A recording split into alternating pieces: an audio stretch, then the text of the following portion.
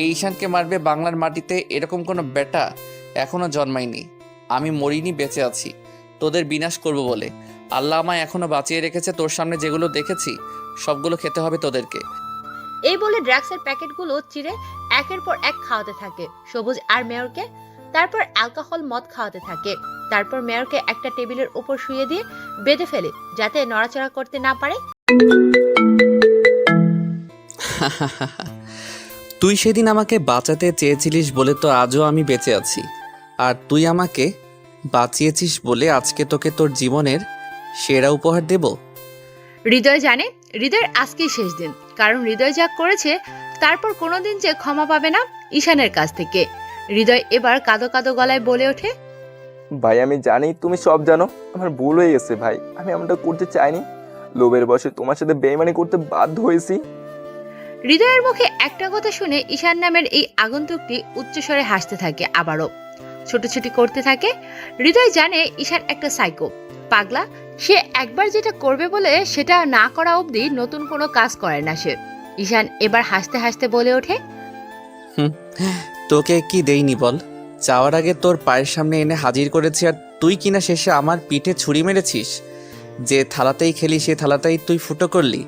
আরে তুই চাইলে তো তোকে কলিজাটাও ছিঁড়ে খাওয়াতাম, কিন্তু সেটার যোগ্যতা তুই রাখলি না। তাই তো তোকে এখন এমন জায়গায় ট্রান্সফার করব না, না পারবি বেইমানি করতে, না পারবি ভালো থাকতে। ঈশানের মুখে হৃদয়ের এই কথা শুনে উচ্চস্বরে কাঁদতে থাকে। কাঁদতে কাঁদতে হৃদয় এক পর্যায়ে বলে ওঠে, ভাই ভাই এবারের মতো মাফ করে দাও, তোমার পায়ে পড়ি, দ্বিতীয়বার একটা চান্স দাও। সেই অজানা অচেনা ঈশান ব্যাগ থেকে একটি রুমাল বের করে ঢুকিয়ে দেয় হৃদয়ের মুখে। হৃদয় গঙাতে থাকে, কিন্তু মাগার কথা বের হয় না তার মুখের ভেতর থেকে। হৃদয় বক্স থেকে একটা ব্লেড বের করে তারপর কাঠ ফ্লাই করার জন্য ড্রিল মেশিন, কাঠ কাটার জন্য কব্দা করাত, হেস্কো ব্লেড, কাঁচি প্লাস হাতুড়ি, টেস্টার, ইলেকট্রিক আরও কিছু সরঞ্জাম, ইলেকট্রিক্যাল প্লাগ বোর্ড থেকে কয়েকটি তার টেনে এনে হাতে ও পায়ে লাগিয়ে দেয় হৃদয়ের। তারপর বেশ কয়েক সেকেন্ড ইলেকট্রিক্যাল শক দেয়, তাতে অবস্থা নাজেহাল হৃদয়ের। তারপর প্লাস দিয়ে হৃদয়ের পায়ের 10 আঙ্গুলের নখ উপড়ে ফেলে, একইভাবে হাতের 10 আঙ্গুলের নখ তুলে ফেলে। তারপর সেগুলোতে চুন ঢেলে দেয়। রক্তের সাথে চুন একত্রিত হওয়ায় সারা শরীরে যেন আগুন জ্বলে যায়।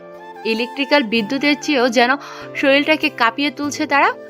এই নির্মম অত্যাচার। তারপর হাতের ও পায়ের রগ ও শিরা কেটে দেয়, গড় গড় করে রক্ত পড়তে থাকে। তারপর বুকের বাঁ পাশে ও ডান পাশে ড্রিল মেশিন দিয়ে অ্যানকে নামটা এঁকে দেয়। এত যন্ত্রণা সহ্য করতে পারছে না, চিৎকার করছে, কিন্তু তার চিৎকার বাইরে আসে না। চোখের পানি দেখেও যেন মায়া হচ্ছে না ঈশানের। ঈশান তার নিজের কাজ করে চলেছে। তারপর ঈশান একটা হাতুড়ি ও কিছু ঝুলি নিয়ে এসে একে একে সারা শরীরে হৃদয় গেঁথে দিতে থাকে। হাতুড়ি দিয়ে হৃদয় পুরো আধমরা হয়ে গিয়েছে, রক্ত মুখের ভিতর দিয়ে গড়গড় করে পড়ছে। যে হাতটা দিয়ে ঈশানের সাথে বেইমানি করেছে সেই হাতের উপর ড্রিল মেশিন দিয়ে একে একে ফুটো করে দেয়। প্রায় 6 থেকে 7টা ক্ষত সৃষ্টি করেছে এই হাতের তালুতে। হাতের তালুতে ভালো করে তাকালে এফোর হোফর দেখা যাচ্ছে। শরীরের সব রক্ত শেষ। ঈশান হৃদয়কে আর কোনো কষ্ট দিবে না বলে শেষ একটা থেরাপি দেওয়ার জন্য সেলুনে যে ব্লেড দিয়ে মানুষের চুল কাটা হয় সেই চুল কাটার মেশিন দিয়ে পুরো মাথাটাকে নেড়া করা দেয় হৃদয়ের। তারপর হৃদয়ের মাথায় ব্লেড দিয়ে কয়েকবার টান দেয়, মাথাটা কেটে গড়গড় করে রক্ত বের হতে থাকে তার ব্রেন দিয়ে। তারপর মাথায় একটা গর্ত করে ব্রেনের উপর মাথার মজকগুলোর ভিতরে শটা ও লেখন ঢেলে দেয়। তারপর পুরো মাথাটাকে একটা রাসায়নিক কেমিক্যাল দিয়ে আবার পরিপূর্ণভাবে ক্ষতস্থানগুলোকে পরিপূর্ণ করে দেয়। পাগলের মতো ছটফট করতে থাকে হৃদয়। এরপর অত্যাচারে যেন হৃদয়ের পুরো শরীরটাকে 11,000 ভোল্টের বিদ্যুতের চেয়েও যেন দ্রুত বিদ্যুৎ প্রবাহিত হচ্ছে। সারা শরীরে কাঁদতে শুরু করেছে, আধমরা হয়ে আছে, মুখ দিয়ে লালা পড়ছে। এবার মুখ থেকে রুমালটা বের করে সাথে সাথে যেন একটা দীর্ঘশ্বাস ফেলে আর চিৎকার দিয়ে বলে ওঠে, ও মা গো, ও বাবা গো, আমাকে বাঁচাও গো, গেলাম আমি। বেঁচে থাকতে বাপের জন্ম কার সাথে বেইমানি করবো না। হৃদয়ের আর কোনো কিছু বলার সুযোগ না দিয়ে ঘাড়ে তুলে নেয়। তারপর বাইরে যাওয়ার উদ্দেশ্যে রওনা দেয়। গাড়িতে এনে বসিয়ে দেয় হৃদয়কে। গাড়ি চালাতে চালাতে ঈশান বলে ওঠে, আরে পাগলা, পাগলে কি না খায় ছাগলে কি না চায়, পুরোনো আমলের ডায়লগ। তোকে বাঁচিয়ে রাখবো, কখন বললাম তুই তো আর মাত্র কয়েক মিনিট বাঁচবি, কারণ তোর মৃত্যু অনিবার্জিত হয়ে গেছে। তোর টিকিট কাটা হয়ে গেছে, শুধু ওপরে যাওয়াটা বাকি। হৃদয় আর কোনো কথা বলতে পারে না। কথা বলতে বলতে দিন দুপুরে এসে হাজির হয় ভার্সিটির গেটের সামনে। তারপর গাড়ি থেকে ধাক্কা মেরে ফেলে দেয় হৃদয়কে। ধাক্কা মেরে ফেলে দেওয়ার আগেই কানে কানে বলে দেয়, তোর বর্তমান ভাইকে বলে দিবি শহরে এসে গেছে, আমি তাণ্ডব করতে, খেলাটা যেন ভালো করে খেলে। দাবার একটা গুটি যদি ভুল করে খেলে তাহলে কিন্তু সব শেষ। এই বলে ধাক্কা মেরে ফেলে দেয় হৃদয়কে। হৃদয় আত্মরা হয়ে ক্ষতবিক্ষত রক্তাক্ত শরীরটা নিয়ে খড়াতে খড়াতে ভার্সিটির ক্যাম্পাসে হাজির হয়। ক্যাম্পাসের ভিতরে ছাত্রনেতা ও কলেজের ভিপি সবুজ কিছু ছেলে পেলে নিয়ে আড্ডা দিচ্ছে। তারই মাঝখানে হাজির হয় আর অতীতের এসব ঘটনা বলে বাইরে থেকে ভার্সিটির পাশে 10 তলা বিল্ডিং এর উপর থেকে যখনই হৃদয় ঈশানের নামটা বলতে যাবে, ঠিক তখনই ঈশান নামের ছেলেটি স্নাইপার দিয়ে গুলি করে মেরে ফেলে হৃদয়কে। এ ছিল হৃদয়কে মেরে ফেলার কারণ। ভার্সিটির মাঠে উপস্থিত হয় এসআই সানজিদা। তারপর সানজিদা পুরো কলেজ মাঠটাকে পুলিশ দিয়ে চারদিক দিয়ে ভালো করে তদন্ত করায় অবশেষে সানজিদা বলে ওঠে, মিস্টার সবুজ, লাশটাকে ফরেনসিক ল্যাবরেটরিতে নিয়ে গেলাম তদন্ত করার জন্য। আর আপনারা সাবধানে থাকবেন, কারণ আমরা লাশের পকেট থেকে একটা চিঠি পেয়েছি। চিঠিতে লেখা আছে, শহরে এসে গেছে এনকে। শহরে নতুন করে হবে এখন থেকে তাণ্ডব। শহরের রং বদল হতে চলেছে হাওয়ায় হাওয়ায়। কেউ বাঁচতে পারবে না এনকে এর হাত থেকে। শহরের লাশের তাণ্ডব ছড়িয়ে দেব। এনকে আগের থেকে 2 গুণ রূপে হিংস্র হয়ে এসেছে এই শহরে। সানজিদার মুখে এরকম চিঠির কথা শুনে সবুজ, আলামিন, সাজিদ, সৈকত আরো বেশ কিছু ছেলে চমকে ওঠে, আটকে ওঠে অ্যানকে নামটা শুনে। পাগুলো থরথর করে কাঁপা শুরু করেছে। সবুজ, আলামিন, সাজিদ, সৈকত আরো বেশ কিছু ছেলে বের। অ্যানকে নামটা শুনে যেন সবার মধ্যে আতঙ্ক ছড়িয়ে গেছে। কেউ ভাবতে পারছে না 2 বছর পর এই মৃত মানুষটা কি করে আবার এই শহরে ফিরতে পারে। সে এই শহরে একবার ফিরে এসেছে, মানে পুরো শহরটা মৃত্যুপরিতে রূপান্তরিত হয়েছে। সবার মাঝে যেন ভয়ের ছাপ স্পষ্ট বোঝা যাচ্ছে। কেউ কোনো কিছু বলতে পারছে না। মুখ ফুটে পুলিশ অফিসার সানজিদাকে। এ পর্যায়ে সানজিদা কলেজের সবার এরূপ অবস্থা দেখে সানজিদা বলে ওঠে, কি ব্যাপার, আপনারা চিঠিতে অ্যানকে নামটা শুনে আপনারা তো ঘাবড়ে গেলেন কেন? শরীর থেকে তো ঘাম কেন ঝরছে আপনাদের? কি রহস্য লুকিয়ে রেখেছেন? ভার্সিটির মধ্যে যেটা এখনো আমাদের কাছে রহস্য হিসাবে লুকিয়ে আছে, সবটা বলুন আমাদেরকে। কেউ কোনো কথা বলছে না। চুপচাপ হয়ে আতঙ্কে ও ভয়ে পুরো নিস্তব্ধ ভার্সিটির মাঠ। এখন যদি কেউ মুখ খোলে নিশ্চিত তার মৃত্যু অনিবার্জিত। ঠিক একইভাবে তাই ভয়ে কেউ কোনো কিছুই বলছে না।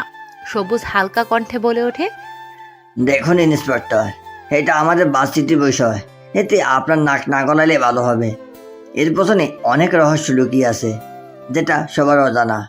সব রহস্যের কথা শুনতে গেলে বা বলতে গেলে শুধু দিন আর মাস না, বরং বছরের পর বছর লেগে যাবে। ভার্সিটির বিপির মুখে সাব ইন্সপেক্টর সানজিদা এই কথা শুনে বেশ খানিকক্ষণ হেসে নেয়। তারপর আঙুল ঝাঁকিয়ে বলে ওঠে, মিস্টার সবুজ, আলামিন, সৈকত ও সাজিদ, আপনারা কিন্তু এই খুনের লিস্টে আছেন, কেননা চিঠিতে আপনাদের নাম উল্লেখ করেছে। তাই নিজেদের বাঁচাতে চাইলে পুলিশের সাথে শত্রুতা নয়, বরং বন্ধুত্ব রাখুন। এই বলে পুলিশ ইন্সপেক্টর সানজিদা একটা হাসি দিয়ে সেখান থেকে বেরিয়ে পড়ে। সানজিদার মুখে একথা শুনে সবুজ, আলামিন, সৈকত ও সাজিদ বেশ ঘাবড়ে যায়।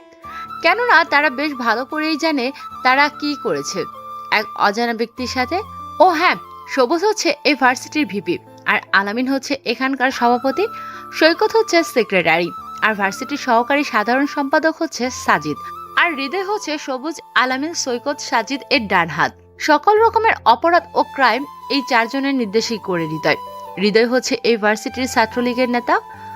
তবে এই 5 জনের মধ্যে আরো একজন মাথা ছিল, যেটা আজকে নেই, হয়ে গেছে নিরুদ্দেশ। হয়তো নিরুদ্দেশ করে দেওয়া হয়েছে।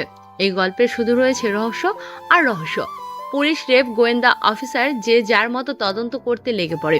উদ্দেশ্য কে অজানা রহস্য খুনি। নামি দামি অজানা এই চট্টগ্রামে ভার্সিটির মাঠে একের পর এক লাশ ফেলে দিয়ে যাচ্ছে কি লুকিয়ে আছে এর পিছনে রহস্য। সবুজ, সৈকত, আলামিন, সাজিদ একটা মিটিং কনফারেন্স রুমে বসে আছে। সবুজ বলে ওঠে, কি হতে পারে অজানা ব্যক্তি? তার সাথে আমাদের শত্রুতা ভাই কি? কেন সে আমাদের দলের ছেলেমেয়েদের নৃশংসভাবে মারছে? সবুজ, তুই সেদিন লক্ষ্য করছিলি যখন হৃদয় আমাদের কাছে এসেছিল, তার পুরো শরীরে ক্ষত ছিল, রক্তাক্ত নৃশংস, তার শরীরে বিবৃতিকর অবস্থা হয়েছিল। এতটাই নিঃস্বভাবে হত্যা করেছে, যেটা একমাত্র একজনই সাইকো কিলার পারে, আর সেটা হলো আলামিনের মুখে সাইকো কিলার কথাটা শুনে যেন আরো আটকে ওঠে। উপস্থিত থাকা চারজন কেউ কোনো কিছু বুঝতে পারছে না কি হচ্ছে তাদের সাথে। ভয়াতক কণ্ঠে এবার পুরো সৈকত বলে ওঠে চমকে গিয়ে।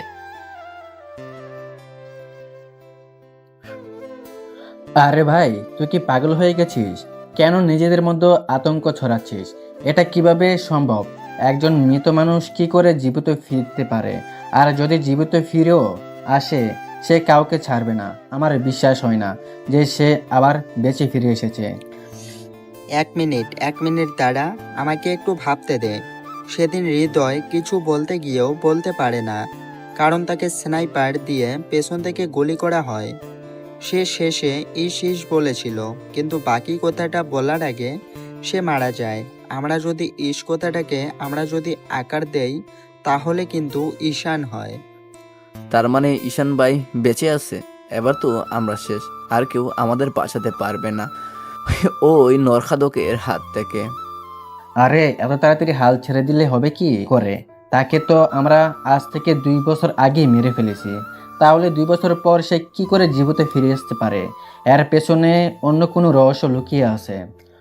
এখন তাহলে আমরা যে যার মতো নিজ গন্তব্যে বেরিয়ে পড়ি। আসুন, যেখানে সেখানে আড্ডা দিবি না, কারণ পরিস্থিতি বর্তমান খুবই খারাপ। সবসময় নিজেকে বদ্ধ করে রাখার চেষ্টা করবে। তাহলে চল, সবাই আরও ওর ব্যাপারে গোপনে খবর নেওয়ার চেষ্টা করব। এই বলে যে যার মতো ভার্সিটি থেকে বেরিয়ে পড়ে নিজ গন্তব্যে। সবার মাঝে একটাই আতঙ্ক, যেটা হচ্ছে অ্যানকে এই শহরে ফিরে এসেছে, তাও আবার 2 বছর পরে।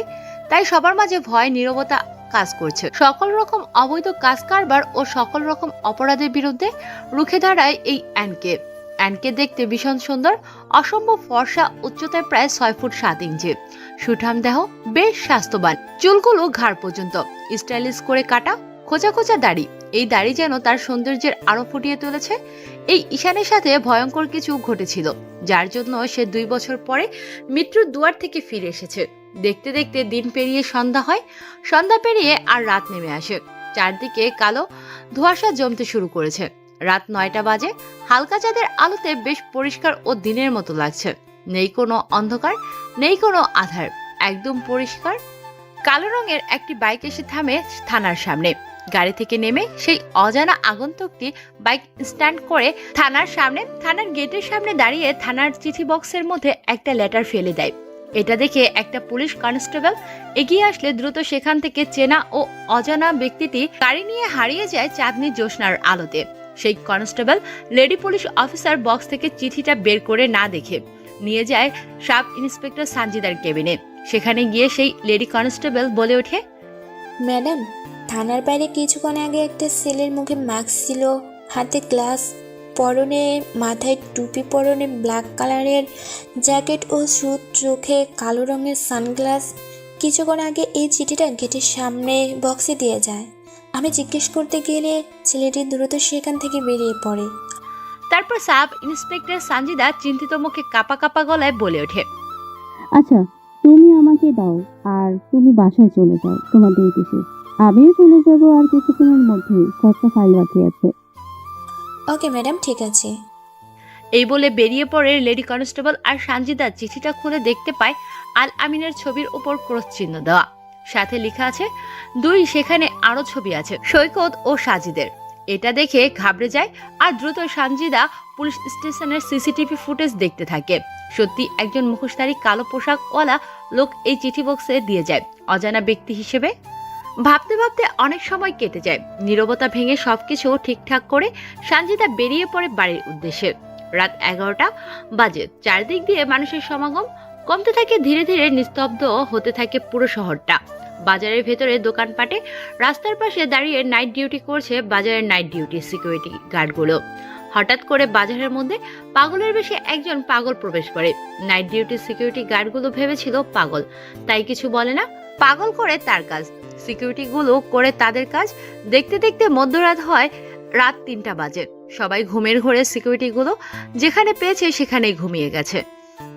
নাইদ নামের সিকিউরিটির বুকে কুড়াল দিয়ে বেশ কয়েকবার ক্ষত সৃষ্টি করেছে কালো মুখোশধারী অপরিচিত লোক, তবে মারার আগে মুখে ঢুকিয়ে দিয়েছে একটি রুমাল।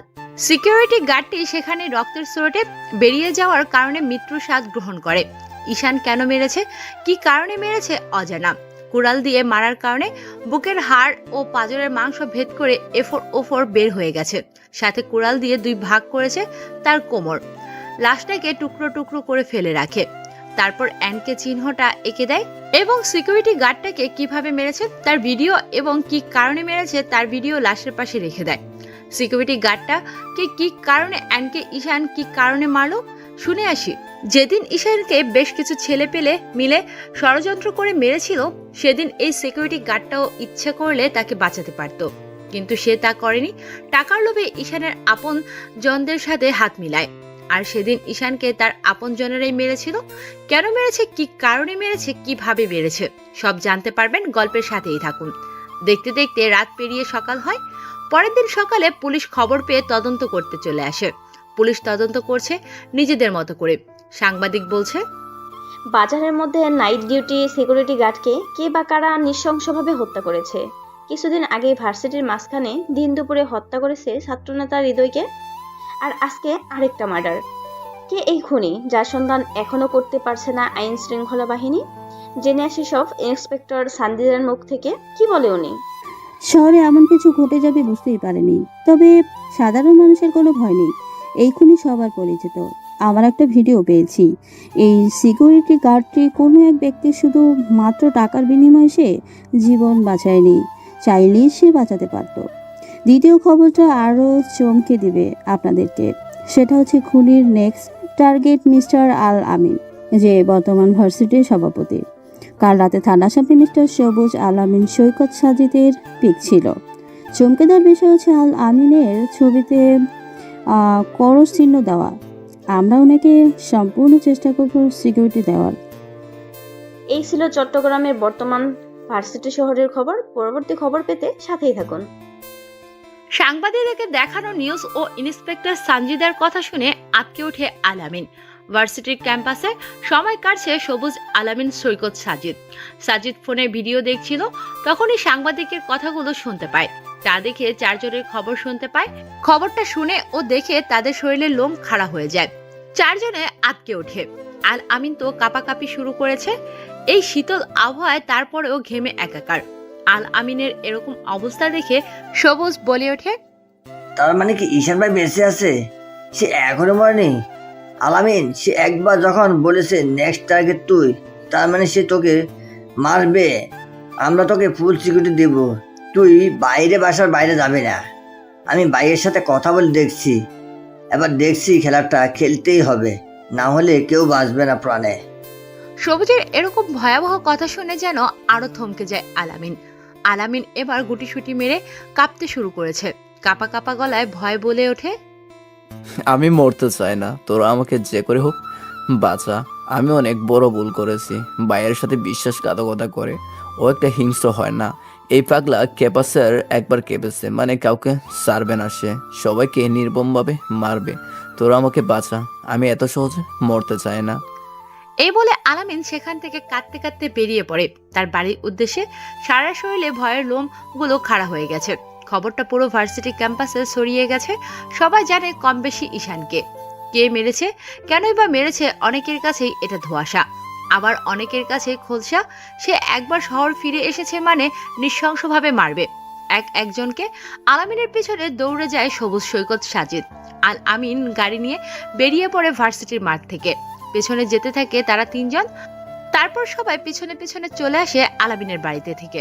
দরজা, জানালা, ছাদের গেট, দরজা সবকিছু ভেতর থেকে বন্ধ করে দিয়েছে। খাটের নিচে কাঁথা বালিশ নিয়ে লুকিয়ে পড়েছে। খাটের নিচে প্রচন্ড মশা, তারপর জীবন বাঁচানোর ভয়ে লুকিয়ে আছে। আল আমিনের এইরকম করুণ অবস্থা দেখে কলেজের ভিপি সবুজ দ্রুত ফোন করে পুলিশ অফিসার সানজিদাকে। পুরো 50টি কনস্টেবল পুলিশ অফিসার পাঠিয়ে দেয় ভার্সিটির সভাপতি আল আমিনের বাড়িতে। কনস্টেবল অফিসারগুলো পুরো বাড়িটাকে ঘিরে রেখেছে। সবুজ, সৈকত, সাজিদ অনেকক্ষণ দাঁড়িয়ে থাকার পর যখন দরজা খোলে না, তখন তারা তাদের নিজ গন্তব্যে বেরিয়ে পড়ে। দেখতে দেখতে দুপুর পেরিয়ে বিকেল হয়, বিকেল পেরিয়ে সন্ধ্যা হয়, তবুও দরজা খোলার কোনো নামগন্ধ নেই। এবার ইন্সপেক্টর সানজিদার কথা মতো ঘরের দরজা ভেঙে ভেতরে প্রবেশ করে বেশ কিছু কনস্টেবল পুলিশ কনস্টেবল পুলিশ অফিসারগুলো পুরো বাড়িটা তন্ন করে খোঁজে, কিন্তু আলামিন কেউ কোথাও পায় না। অবশেষে খাটের নিচে আলামিনকে লুকিয়ে থাকতে দেখে পুলিশ কনস্টেবল অফিসাররা নিজেদের মধ্যেই বলাবলি করছে, নিজেদের মধ্যে অনেক কিছু কথা বলছে। তারপর কনস্টেবল পুলিশ অফিসারগুলো পুরো বাড়িটাকে ভিতর থেকে ঘিরে ফেলে, বাইরেটাও ঘিরে ফেলে। দেখতে দেখতে রাত 9টা বেজে যায়। মানুষের যানবাহন ও শহরের কোলাহল ধীরে ধীরে কমতে শুরু করেছে। শহরের বড় বড় দালান ঘরগুলোতে নিভতে শুরু করেছে। দেখতে দেখতে রাত 1:45 বেজে যায়। কনস্টেবল পুলিশ অফিসারগুলো বেশ ক্লান্ত, তাদের চোখে আবছা ঘুম পেয়েছে। এদিকে নেই শুধু চোখে ঘুম আলামিনের, সবুজ, সৈকত ও সাজিদের। সবাই জাগিল আছে, যে যার মতো করে ভয়ে তাদের ঘুম চোখ থেকে হারিয়ে গেছে। পুরোপুরি 2টা বাজে। হঠাৎ করে বাড়ির ভেতরটাও বাড়ির আশেপাশে সাদা ধোঁয়া জমতে শুরু করেছে। কনস্টেবল অফিসারগুলো বুঝতে পারছে না হঠাৎ করে এত ধোঁয়া কিভাবে রুমের ভেতর ও বাইরেটা গ্রাস করে নিয়েছে। সকল কনস্টেবল অফিসারের এমনিতেই ঘুম পাচ্ছে, তার উপর হঠাৎ করে কোথা থেকে যে এত সাদা ধোঁয়া কুয়াশা জমতে শুরু করেছে। 1:45 বেজে গেছে। দেখতে দেখতে সকল কনস্টেবল ঘুমিয়ে পড়ে। চারদিক দিয়ে সাদা ধোঁয়া গ্রাস করে নিয়েছে। কালো পোশাক আশাক পরিহিত একজন ব্যক্তি রুমের মধ্যে প্রবেশ করে। পুরো বাড়িটাকে সাদা ধোঁয়াতে এসে গেছে। সবকিছু অপেক্ষা করে সিঁড়ি ভেদ করে দোতলায় করিডোরে অপেক্ষা করে কাচের গ্লাস খুলে দরজা ভেদ করে রুমের মধ্যে প্রবেশ করে। হঠাৎ কারো উপস্থিতি টের পেয়ে আলামিন ঘাবড়ে যায়। কেন সে যেখানে লুকিয়ে আছে একথা তো কারো জানার কথা না, শুধু একজনই জানে, সেটা ঈশান। সে ভাবতে শুরু করেছে, ঈশান কি চলে এসেছে? তাকে মারতে পুরো ঘামতে শুরু করেছে। খাটের নিচে লুকিয়ে আছে আলামিন। হঠাৎ করে কাচের একটা ফুলের তোড়া খাটের নিচে কাগজে মুড়িয়ে কেউ একজন ছুঁড়ে মারে। কাগজে লেখা আছে খাটের নিচে লুকিয়ে থাকলে কি নিজের জীবন বাঁচাতে পারবি বলে তোর মনে হয় তোর কাছে? হঠাৎ করে কাগজের মধ্যে এই লেখাতে শরীরের লোম খাড়া হয়ে দাঁড়ায়, হাত কাঁপাকাঁপি শুরু করেছে, ঘেমে একাকার হয়ে গেছে শরীরটা। হঠাৎ করে সোফায় কারো বসার উপস্থিতি টের পেয়ে খাট থেকে মাথাটা অল্প বের করে যাকে 2 বছর পর দেখে তাকে দেখে যেন কপাল থেকে চোখ বেরিয়ে আসার উপক্রম। মুখ দিয়ে কোনো কথা বের হচ্ছে না। বসে থাকা আগন্তুক ব্যক্তিটি হঠাৎ করে খাটের ভেতর থেকে হুড়মুড় করে টেনে বের করে সেই আলামিনকে। কয়েক সেকেন্ডের মধ্যেই চোখের নিমিষে সোফার সাথে বেঁধে ফেলে আলামিনকে। তারপর সেই অজানা ব্যক্তিটি তার পরনে থাকা মাস্কটা খুলে ফেলে, চেয়ার টেনে বসে পড়ে আল আমিনের সামনে। হাতে সিগারেট নিয়ে নিকোটিনের ধোঁয়া টানতে থাকে। আলামিন ভয়ে ভয়ে বলে ওঠে, ভাই তুমি বেঁচে আছো? এটা কি করে সম্ভব? আমি আমি আমরা তো সেদিন তোমাকে। আর কোনো কিছু বলতে দেয় না আলামিনকে। উচ্চস্বরে হাসতে থাকে ছেলেটি।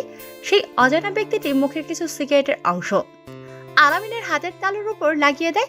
এতে যেন ভয়টা ভয়ান্তরে পরিণত হয়। চোখ দিয়ে নোনা পানি গড়িয়ে পড়তে থাকে, কিন্তু মুখ দিয়ে কোনো কথা বের হয় না। সেই অজানা ব্যক্তিটির সিগারেটের পুরো অংশটা আলামিনের হাতে ও পায়ের তালুতে লাগিয়ে দেয়। নিমিষের মধ্যেই পুরো ছাই হয়ে যায় হাতের তালু। তারপরে সেই অজানা ব্যক্তিটি নীরবতা ভেঙে মুস্কি একটা হাসি দিয়ে বলে ওঠে, হ্যাঁ, তোরা মেরেছিলি সেদিন, কিন্তু ভাগ্য সেদিন আমাকে মারেনি। আর এই এনকে কে আছে যে মারতে পারে? ভাই আমার ভুল হয়ে গেছে, আমাকে ছেড়ে দাও। আমি এরকম কিছুই করতে চাইনি। লোভের বসে আমি এরকম করেছি। সারা জীবন তোমার কথা শুনে কাজ করেছি। আমারও তো ইচ্ছে ছিল নিজে কিছু করার, তাই লোভের বসে তোমার সাথে বেইমানি করেছি। তুমি আমাকে আরেকটা সুযোগ দিয়ে দেখো, কোনোদিন আমি তোমার কথার অবাধ্য হব না। শুধু তোমার পায়ের নিচে একটু টাই দাও ভাই। তুই তো জানিস আমি সব সহ্য করতে পারি, কিন্তু বেইমানি না। আর বেইমানদের আমি এত সহজে ছাড়ি না। যে আমার সাথে বেইমানি করে তাকে মৃত্যুর স্বাদ গ্রহণ করতে হবে। আর তোর ক্ষেত্রেও ঠিক একই হবে ভাই। আর একটা মাত্র বাকি কথা বলতে পারে না আলামিন। তার আগে সেই অজানা আগন্তুক, অজানা ব্যক্তি, সেই অজানা ছেলেটির নিশানরূপী অ্যানকে ভাই তার মুখে একটা কাপড় রুমাল ঢুকিয়ে দেয়। আলামিন বুঝে গেছে তার ইতিটা এখানেই শেষ। দুনিয়ার মায়া, মানুষের ভালোবাসা সব এখানেই ত্যাগ করে চলে যেতে হবে ওপারে চিরস্থায়ী তার নিজ ঠিকানাতে। সে এতদিন অনেক অন্যায় করেছে, অনেক নিরীহ মানুষকে সে হত্যা করেছে। আজকে সেই সব নিরীহ মানুষের মুখটা তার সামনে ভেসে আসে। এটাই হওয়ার ছিল। যেমন ইট ছুড়লে পাটকেল খেতে হবে, ঠিক তেমনই আজকে আলামিনের সাথে একই ঘটছে। আলামিন অঝরে কেঁদে চলেছে, চিৎকার করে বলছে আমাকে ছেড়ে দাও, কিন্তু তার মুখের আওয়াজ বাইরে যায় না, মুখের কথা মুখের ভিতরেই থেকে যায়। বক্স থেকে এক এক করে সরঞ্জামগুলো বের করতে থাকে। আজকের নতুন পদ্ধতির কিছু জিনিস নিয়ে এসেছে। সর্বপ্রথম কপালে অ্যানকে চিহ্নটা এঁকে দেয়, তারপর 5টা আঙ্গুলের নখ উপরে ফেলে তার সেগুলোতে মরিচের গুলো লাগিয়ে দেয়, তার উপর নখগুলো বসিয়ে দিয়ে দেয়। দাউ দাউ করে পুরো শরীরটা যেন জ্বলে ওঠে। আলামিনের বুক ফেটে চিৎকার করছে। তারপর তার পায়ের মধ্যে বেশ কয়েকটা হাতুড়ি দিয়ে ঝুলি মারে। ঈশান আলামিনের চিৎকার শোনার জন্য মুখের ভেতর থেকে রুমালটা সরিয়ে দেয়। কয়েক সেকেন্ডের জন্য আলামিন চিৎকার দিয়ে বলে ওঠে, উফ, আহ ভাই, ও ভাই, ভাই আমাকে আর মেরো না, আমি আর সহ্য করতে পারছি না, মেরে ফেলো একেবারে, তবু এই মরণবেদী যন্ত্রণা দিও না। এটা শুনে মুস্কি একটা হাসি দিয়ে মুখের মধ্যে আবার রুমালটা ঢুকিয়ে দেয় ঈশানরূপী অ্যানকে ভাই। তারপর মাথার চুলগুলো চুল কাটা মেশিন দিয়ে জিরো করে দেয়, পুরো মাথাটার নাড়িয়া হয়ে যায়। তারপর হাত দিয়ে কয়েকবার পাড়ি মারে মাথার টাকডুম করে ঢোল বাজায়। তারপর সেই নাড়িয়া মাথার উপরে পোড়া মোবিল ঢেলে দেয়। তারপর হাতে গ্লাস পরে পুরো মাথাটা মোবিল দিয়ে ঘষতে থাকে। যত ঘষে তত যেন মাথার মধ্যে আগুন জ্বলে যাচ্ছে আলামিনের। ঘষতে ঘষতে কয়েক মিনিটের মধ্যে মাথার পুরো চামড়া মাথা থেকে উপড়ে ফেলে। ঈশান পুরো মাথাটা এমন চামড়াবিহীন একটা মাথা হয়ে গেছে, মাথার ব্রেন ও মগজ স্পষ্ট দেখা যাচ্ছে। মাথাটা শুধু ফাকাত আর ফুকুত করে 0 ভোল্টের বাল্বের মতো ফুকুত আর ফাকাত করতে থাকে। তারপর সেই পুরো মোবিল আবার আরো ঢেলে দেয় মাথার মধ্যে। এতে যেন আগুন ধরে যায় পুরো মাথার মধ্যে। যন্ত্রণা সহ্য করতে না পেরে সেন্সলেস হয়ে পড়ে আলামিন। তারপর সেই সবার আতঙ্কের ব্যক্তিটি ঈশান পানি ছিটিয়ে জ্ঞান ফিরিয়ে আনে। তারপর পুরো মাথাটা ব্যান্ডেজ করিয়ে দেয়। মুখ দিয়ে লালার সাথে রক্ত পড়তে শুরু করেছে। আলামিনের বুক ফাটিয়ে চিৎকার করছে, পাঠা ছাগলের মতো লাফালাফি শুরু করেছে। তবুও একটুও যেন দয়া হয় নাই ঈশানের। ঈশান এবার ফল কাটার ছুরিটা নিয়ে আলামিনের পেটের মাঝ বরাবর কেটে দেয়। তারপর সেই কাটা পেটের মধ্যে 2টো হাত ঢুকিয়ে নাড়ি ভুঁড়ির সাথে যে যুক্ত হয়েছে সেটা কেটে দেয়। তারপর একটা 10 পাওয়ার মেগা একটা বম সেই কাটা পেটের মধ্যে ঢুকিয়ে দিয়ে দেয়। তারপর জীবিত অবস্থায় সুই দিয়ে ক্যাস ক্যাস করে পেটটাকে সেলাই করে দেয়। সুই সুতা দিয়ে তারপর সেখানটা ব্যান্ডেজ করে দেয়, সাথে পুরো মাথা ও বিভিন্ন ক্ষতস্থানে। তারপর একটা ড্রিল মেশিন নিয়ে বুকের বাম পাশে ও ডান পাশে অ্যানকে চিহ্নটা নকশা করে এঁকে দেয়। চলাফেরা, কথা বলা, নড়াচড়া সব বন্ধ করে দিয়েছে আলামিন। শুধু চোখ দুটো মেলে হাঁ করে তাকিয়ে আছে। রাত প্রায় শেষের দিকে, ভোর 4টা বাজে। বিভিন্ন মসজিদে আজানের আওয়াজ শোনা যাচ্ছে। এদিকে পুলিশ কনস্টেবল গুলোর ঘুম ভেঙে যাচ্ছে। ঈশানের দেরি না করে দ্রুত আলামিনকে কাঁধে নিয়ে চলে যায় ঘরের ভিতরে। গাড়ি নিয়ে বেরিয়ে পড়ে তার নিজ গন্তব্যে। দেখতে দেখতে ভোর 5টা বেজে যায়। পাখির কিচিরমিচির ও শহরের কোলাহলে ঘুম ভেঙে যায় সবার। হঠাৎ করে সেখানেই উপস্থিত হয় ইন্সপেক্টর সানজিদা। ইন্সপেক্টর সানজিদাকে দেখে লেডি কনস্টেবল বলে ওঠে, ম্যাডাম, সর্বনাশ হয়ে গেছে। আমরা মিস্টার আলামিনকে কোথাও খুঁজে পাচ্ছি না। আমার মনে হয় খুনি আমাদের অজ্ঞান করে তাকে উঠিয়ে নিয়ে গেছে কোনো অজানা কোনো জায়গায়। মানে কে সে? সে কিভাবে এতগুলো সিকিউরিটি থাকা সত্ত্বেও একজন মানুষকে জল জ্যান্ত তোমাদের সামনে থেকে নিয়ে যায়? আর তোমরা অজ্ঞানী বা কীভাবে হলো? ম্যাডাম, কাল রাতে প্রায় রাত শেষের দিকে, এই 3টা কাছাকাছি ধরুন, আমরা চারদিকটা সিকিউরিটি দিচ্ছিলাম। তখন সাদা ধোঁয়ায় গ্রাস করে নেয়। আমরা কোনো কিছুই বুঝে ওঠার আগেই একে একে ঘুমিয়ে পড়ি। সকালে আমাদের ঘুম ভেঙে গেল। ও মাই গড! তার কাজ হাসিলের জন্য মিস্টার আলামিনকে নিয়ে গেছে। আমাদের লোকাল থানাগুলো আছে, সেগুলোকে কন্ট্যাক্ট করো ইমিডিয়েটলি। তারপর লেডি কনস্টেবল ও কিছু আরো পুলিশ কনস্টেবল শহরে খুঁজতে বেরিয়ে পড়ে। আশেপাশে লোকাল থানাগুলো বেরিয়েছে খুঁজতে। চারদিকে লোকেশন ট্র্যাক করা হয়েছে। খবর পেয়ে সবুজ সৈকত সাথে সাথে চলে আসে ঘটনাস্থলে। সকাল 8টা বাজে, এখনো কারো কোনো খোঁজ খবর নেই। পুলিশ এখনো খুঁজছে নিজের মতো করে। এদিকে সময় যাচ্ছে তার আপন গতিতে। ছাত্রছাত্রীরা ভার্সিটিতে প্রবেশ করেছে। ভার্সিটির সামনে সেদিনের মতো কালো রঙের কার এসে থামে। গাড়ির ভেতর থেকে কাউকে ধাক্কা দিয়ে ফেলে দেওয়া হয়। ছেলেটি উঠে দাঁড়াবার ক্ষমতা হারিয়ে ফেলেছে। ছেলেটি আর কেউ নয়, ছেলেটি হলো আলামিন। আলামিন যেহেতু কলেজের সভাপতি, তাই সবাই তাকে কম বেশি চেনে। আলামিনকে রক্তাক্ত অবস্থায় শরীরে বিভিন্ন জায়গায় ব্যান্ডেজ দেখে কিছু ছেলে পেলে দৌড়ে আসে আলামিনকে ধরতে। তারপরে বেশ কিছু ছেলে পেলে মিলে আলামিনকে ভার্সিটির মাঠে নিয়ে যায় গাছতলার কাছে। তারপর একটা ছেলে সবুজকে ফোন করে ভার্সিটিতে চলে আসতে বলে। ভার্সিটির মাঠে আলামিনকে খুঁজে পাওয়া গেছে কথাটা শুনে পুলিশ ও সবুজ, সৈকত, সাজিদ চলে আসে ভার্সিটির মাঠে। ভার্সিটির মাঠে এসে পুলিশ ঘিরে রেখেছে, হাতে ব্যান্ডেজ, মাথায় ব্যান্ডেজ, পায়ে ব্যান্ডেজ, পেটে ব্যান্ডেজ। এসব দেখে আটকে উঠে সবুজ, সৈকত, সাজিদ। সবুজ যখনই কিছু বলতে যাবে তখনই লাশের ভেতর থেকে শব্দ শুনতে পাওয়া যায়। শব্দগুলো ছিল, শহরে চলে এসেছে আবারও তোমাদের ঈশান রূপী এনকে ভাই। 2 বছর পরে ফিরে এসেছে সুদে আসলে সব হিসাব দিব বলে। একে একে দুজনকে মেরেছি। নেক্সট টার্গেট মিস্টার সৈকত। পারলে সৈকতকে বাজিয়ে দেখান আমার হাত থেকে। ক্লাসের ভেতর থেকে একথা শুনে আটকে ওঠে। উপস্থিত থাকা সবাই সবুজ অলরেডি ঘামতে শুরু করেছে। সৈকত নিজের মৃত্যুর কথা ভেবে হাত পা ও সারা শরীর কাঁপতে শুরু করেছে। এদিকে সাজিদের অবস্থা বেহাল। ইন্সপেক্টর সানজিদা কোনো কিছু বুঝতে না পারে না কি হচ্ছে তাদের সাথে। এই কেসের আগাগোড়া কোনো কিছুই বুঝতে পারে না ইন্সপেক্টর সানজিদা। এদের রহস্যময় জীবনের মৃত্যুর গল্প কোথা থেকে শুরু হয়েছে আর কোথায় বা শেষ, কেউ কোনো কিছুই বুঝতে পারে না। উপস্থিত থাকা সবাই ঈশান নামটা শুনে ভাবতে শুরু করেছে, সে ভার্সিটিতে ফিরেছে মানে আবার শান্তি নেমে আসবে। কেউ ভালো বলছে, কেউ খারাপ বলছে। সবুজ ভার্সিটির মাঠটা ফাঁকা করতে বলে ধীরে ধীরে ছেলেমেয়েরা নিজের ক্লাসরুমে ও নিজেদের নিজ কাজে লেগে পড়ে। উপস্থিত আছে কিছু পুলিশ, সাজিদ, সৈকত ও সবুজ। রক্তাক্ত শরীর নিয়ে গাছে হেলান দিয়ে বসে আছে আলামিন। মুখ দিয়ে কোনো কিছুই বলতে পারে না, শুধু হাতের ইশারায় কি যেন বলছে। দেখে বোঝা যাচ্ছে তার থেকে সবাইকে দূরে থাকতে বলছে, কিন্তু তার এই হাতের ইশারায় কেউ বোঝে না। আলামিনের কাছ থেকে প্রায় কয়েক হাত দূরে বসে আছে সবুজ, সৈকত, সাজিদ, সাথে কয়েকটা কনস্টেবল। দেখতে দেখতে 11টা বেজে যায়। অন্যদিকে কেউ একজন কালো ঘরের ভেতরে বসে থাকা হাতে ঘড়ির দিকে তাকিয়ে আছে। এক দৃষ্টিতে 11টার 1 বাজে, আর মনে মনে বলে ওঠে, খেলা তো কেবল শুরু করেছি, খেলাটা তো জমবে ঠিক 12টা বেজে 44 সেকেন্ডে। এই বলে হাসতে থাকা অচেনা অপ্রকাশিত সেই ছেলেটি দেখতে দেখতে হাতের ঘড়িতে 12 মিনিট 44 সেকেন্ড বেজে যায়। সাথে সাথে ঠুস করে লাশের ভেতর থেকে একটা বোমটা ব্লাস্ট হয়ে লাশটা মুহূর্তের মধ্যে খণ্ড খণ্ড হয়ে যায়। চারদিক দিয়ে শুধু দেখা যাচ্ছে শরীরের টুকরার সাথে রক্ত। বম ব্লাস্ট হতে প্রায় 5 মিনিট ধরে সবার মাঝে নীরবতা ছেয়ে আছে। চারদিক দিয়ে ধোঁয়া গ্রাস করে নিয়েছে সবাই। উপস্থিত থাকা খক খক করে কেশে ওঠে। ছোট একটা বম ব্লাস্টে ছাত্রছাত্রীরা এদিক ওদিক ছোটাছুটি শুরু করেছে। পুরো কলেজের মাঠে হইচই পড়ে গেছে। সাংবাদিক খবর পেয়ে নিউজ টেলিভিশন টেলিকাস্ট করতে ছুটে চলে এসেছে।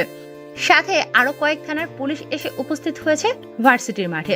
চোখের সামনে সৈকত আলামিনের মৃত্যু দেখে আটকে ওঠে, কেননা সেই অজানা অপরিচিত এবং 2 বছর আগের পরিচিত সেই হিংস্র হায়নার গলার স্বর শুনতে পেয়েছে সবাই। লাশগুলোর টুকরোগুলো কয়েকটা কনস্টেবল মিলে একত্রিত করছে পলিথিন ব্যাগে। এটা দেখে সবাই ভয় কাজ করা শুরু করে আছে। শিক্ষক শিক্ষার্থীরা কেউ কোনো কিছু মুখ ফুটে বলছে না, কারণ তারা জানে তাদের হাত নেই এই ঘটনার সাথে। সবুজ এরকম অবস্থা ও কলেজের ভিপি সবুজ, ভার্সিটির সেক্রেটারি সৈকত, ভার্সিটির সাধারণ সম্পাদক সাজিদ, এদের এরকম অবস্থা দেখে সানজিদা বলে ওঠে, কি মিস্টার সবুজ, আমি তো আগেই বলেছিলাম আপনাদের পিছনে লুকিয়ে থাকা রহস্যটা খুলে বলুন, নাহলে আপনিও বিপদে পড়তে পারেন। আপনারা হয়তো জীবনেও মায়া নেই তাই আপনি বলছেন না, কিন্তু আপনার বাকি 2 বন্ধুর জীবন তো বাঁচিয়ে দিন। এ বলে ইন্সপেক্টর সানজিদা উপদেশমূলক কিছু কথা বলে সেখান থেকে বেরিয়ে যায়। টুকরোগুলো নিয়ে ফরেন্সিক ল্যাবটিতে সবুজ মাথায় হাত দিয়ে গাছতলার নিচে বসে পড়ে। এদিকে কাঁপাকাঁপি শুরু করেছে অলরেডি সারা শরীর, ঘেমে একাকার হয়ে গেছে সৈকতের। অন্যদিকে সাজিদ ভয়ে আটকে আছে। এর পরবর্তীতে নেক্সট টার্গেট আবার সে যেন না হয়। আচ্ছা, আপনাদের জানার খুব ইচ্ছে করছে না যে কে এই ঈশান রূপী অ্যানকে? আচ্ছা চলেন তাহলে শুনে আসি কে এই ঈশান। ঈশান হলো এই শহরের টপ ওয়ান্টেড মাস্তান এবং ছাত্রলীগের নেতা। ভার্সিটির সভাপতি এবং ভিপি 2 পর্যায়ে একত্রিত আছে সে, আর তার সঙ্গে তার বন্ধুরা সাঙ্গপাঙ্গ, যাদের বলা হয় তাদের মধ্যে সবুজ, আলামিন, সৈকত ও সাজিদ। শহরের কম বেশি সবাই ঈশানকে সম্মান করে, শ্রদ্ধা করে, সাথে ভয় করে, কেননা সে ছিল মেয়রের ডানহাত। এই মেয়র ছিল শহরের বিশিষ্ট ব্যবসায়ী ও শিল্পপতি এবং প্রভাবশালী একটি মানুষ। শালা আগে ভালো ছিল, এখন খারাপ হয়েছে। তার ডান হাত ছিল ঈশান। সব কাজের লিড দিত ঈশানকে এই মেয়র। ঈশান কোনখানে বিপদে পড়লে মেয়র নিজ দায়িত্বে থাকে তার অগাধ শক্তি দিয়ে সাপোর্ট দিত। বেশ ভালোই চলছে দিনকাল। শহরটাও বেশ শান্তি শৃঙ্খলা বজায় রেখেছে। সাথে ভার্সিটিতে নেই কোনো র্যাগিং, নেই কোনো অসভ্যতামি, নেই কোনো ঝামেলা। দেখতে দেখতে বেশ কয়েকটা মাস পেরিয়ে বছর পেরিয়ে যায়। তার কয়েক মাস পর ঈশান ভার্সিটির মাঠে বসে তার সাঙ্গপাঙ্গদের নিয়ে পরামর্শ করছে ভার্সিটির নতুন উদ্যোগের বিষয়ে। তখনই মেয়র ফোন করে ঈশানের ফোন করেছে, তাই সে বেরিয়ে পড়ে ভার্সিটি থেকে। মেয়রের অফিসে গিয়ে ঈশান বলে ওঠে, ভেতরে আসতে পারি স্যার? আসো, ভেতরে আসো, আর আমার সামনে বসো। তোমার সাথে কিছু জরুরি বিষয়ে আমায় কথা বলতে হবে, যেটা না বললেই নয় তোমাকে। জি স্যার, বলুন কি এমন তথ্য যেটার জন্য আমাকে এত দ্রুত তলব দিয়ে আনলেন? দেখো, আমি নতুন একটা গ্যাং সংগঠন করতে চলেছি। আমি চাই এই গ্যাংটাও তুমি আমার নিজেই কন্ট্রোল করবে। আমার সব দায়িত্ব তুমি পালন করবে, কারণ আমি তোমার উপরে ভরসা করি। জি স্যার, বলুন কি এমন নতুন সংগঠন তৈরি করতে চলেছেন যেটার জন্য আপনি এত দ্রুত তলব আমাকে ডেকে আনলেন? দেখো ঈশান, তুমি শহরের বর্তমান মাথা। আমার থেকেও তোমার পাওয়ারটা বর্তমানে বেশি আছে। তোমাকে এক নামে সবাই চিনে, এনকে। তাই আমি চাই তুমি এখন থেকে আমার অবৈধ কাজের হাল ধরবে। আমি নতুন একটা গ্যাংয়ের সাথে হাত মিলিয়েছি। সে শহরে ড্রাগস সাপ্লাই করবে, আর সে ড্রাগসগুলো তুমি বিভিন্ন জায়গায় তোমার ছেলেপেলেদের মাধ্যমে ছড়িয়ে দেবে। ভার্সিটির মাঠে, ক্যাম্পাসে, ক্লাসরুমে, খাবারে, বিভিন্ন জায়গায় ছড়িয়ে দেবে, যেটা তুমি করবে তোমার লোকেদের মাধ্যমে। বাট আপনার মাথা ঠিক আছে স্যার? আপনি এসব কি বলছেন? আপনি একজন সমাজসেবক হয়ে এই ধরনের অবৈধ কাজের অফার আমাকে কিভাবে দিতে পারেন? Cool down my son, cool down. এত হাইপার হলে কি করে চলবে? রাজনীতি করতে হলে মাঝে মধ্যে অপরাধ করতেই হবে, না হলে রাজনীতিতে টিকে থাকাটা বড় দায় হয়ে যাবে। তাই বলে আপনি কলেজের মধ্যে ড্রাগ স্মাগলিং করবেন আর এটা আমি হতে দিব? আমি বেঁচে থাকতে এটা কখনোই হবে না। তুমিও তো ভুলে যাচ্ছ তুমি কার সাথে কথা বলছো। ঈশান, আমার কথার অবাধ্য হলে এর পরিণামটা কিন্তু ভালো হবে না, ভালোই জানো। আমিও দেখতে চাই আপনি কি বা করতে পারেন। গুড বাই, চলি স্যার। এই বলে ঈশান মেয়রের কেবিন থেকে বেরিয়ে পড়ে তার ভার্সিটির উদ্দেশ্যে। মেয়র চিন্তায় পড়ে যায়, ঈশান যদি তার হাত থেকে হাত সরিয়ে নেয় তাহলে সে নিঃস্ব হয়ে যাবে, তাকে সাপোর্ট দেওয়ার মতো কেউই থাকবে না। এসব চিন্তা করছে মেয়র কেবিনে বসে চেয়ারের উপরে। তখনই তার স্মার্টফোনটা বেজে ওঠে। ফোন রিসিভ করে ফোনের ওপাশ থেকে কোনো এক অজানা ব্যক্তি বলে, মিস্টার মেহের সাহেব, আপনার সব কিছু রেডি করা আছে তো? আর এক সপ্তাহের পরে কিন্তু আমরা মাল আপনার এলাকায় পৌঁছে যাবে নদীপথ দিয়ে, কেননা পদে পদে রয়েছে বিপদ। এখনো ঠিক হয়নি মিস্টার কাল্লু, কয়েকদিনের মধ্যেই আমি সব কিছু ঠিকঠাক করছি। আপনি মাল সাপ্লাই করার ব্যবস্থা করুন। ওকে মিস্টার মেহের, সব কিছু গোছগাছ করে আমাকে জায়গা মতো ঠিকানা টেক্সট করে দিবে, সময় মতো মাল ডেলিভারি হয়ে যাবে। এই বলে ফোন কেটে দেয় কালু নামের সেই অজানা ব্যক্তিটি। এই ব্যক্তিটি হচ্ছে দেশের বাইরে কুখ্যাত টেররিস্ট এবং বিভিন্ন স্মাগলিং তার হাত দিয়েই হয়। তার সাথে হাতে হাত মিলিয়েছে দেশের মেয়র। মেয়র চিন্তায় পড়ে যায়, ঈশান যদি তার সাথে সহমত না হয় সে কি করে সাপ্লাই দেবে এই ড্রাগস স্মাগলিং। ঈশান চলে আসে ভার্সিটির মাঠে সেই আম গাছের নিচে বসে পড়ে একা। ঈশানকে এত চিন্তিত থাকতে দেখে পেছন থেকে এসে চোখ বন্ধ করে ধরে হিয়া। ঈশান তার চোখে কেউ হাত রেখেছে টের পেয়ে হাত ধরে ফেলে, আর চিনে ফেলে এটা কেউ না, হিয়া। তার পেছন থেকে হিয়াকে সামনে এনে কোলে বসায়। ঈশান মন খারাপ দেখে আলতো করে কপালে একটা চুমু খায়। ওহে, এ হিয়াকে সেটা জানার ইচ্ছে করছে। হিয়া হচ্ছে ঈশানের গার্লফ্রেন্ড। মেয়েটা গ্রাম থেকে এসেছে, দেখতে অসম্ভব সুন্দরী। মেয়ের স্বাস্থ্যবান ফিগার ওয়ালা বডি, মুখটা দেখতে গোল, চোখের ভুরু পাতা গুলো সরু টানা টানা, চোখগুলো দেখতে যেন হরিণের বাচ্চাদের মতো। অসম্ভব মায়া সেই দুটি চোখে। ঠোঁটগুলো উজ্জ্বল সাদা ফর্সা, মুখে লেগে আছে অসম্ভব এক মায়া। ঠোঁটের নিচে লেগে আছে সব সময়ের মুস্কি একটা আভা। সব সময় মুখের মধ্যে দেখা যায় মায়ার সাথে লেগে আছে একটা ঝিলিক। কিরণ দিয়ে কিরণের প্রেমে পড়ছে ঈশান। ভার্সিটির মাঠে সেদিনের প্রথম দেখা হয় সেই হিয়ার সাথে। হিয়ার পেছনে লাইন মারতে থাকে ঈশান। কয়েক মাস এভাবে পেরিয়ে যায়। ভার্সিটির সবাই হিয়াকে যেখানে সেখানে ভাবি বলে ডাকতে শুরু করে। ঈশানের এরকম পাগলামো দেখে প্রেমে পড়ে যায় হিয়া। ঈশানের মন খারাপ দেখে হিয়া বলে ওঠে, কি ব্যাপার ঈশান, কি হয়েছে তোমার? তুমি এভাবে মন খারাপ করে বসে আছো কেন?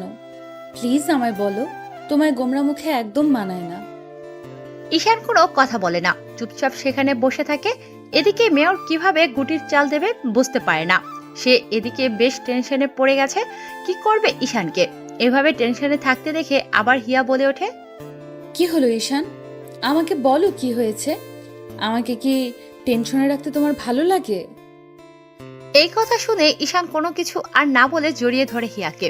হঠাৎ আচমকা এমন ঈশানের কাণ্ডে হকচকিয়ে ওঠে, নীরবতা ভেঙে ওঠে।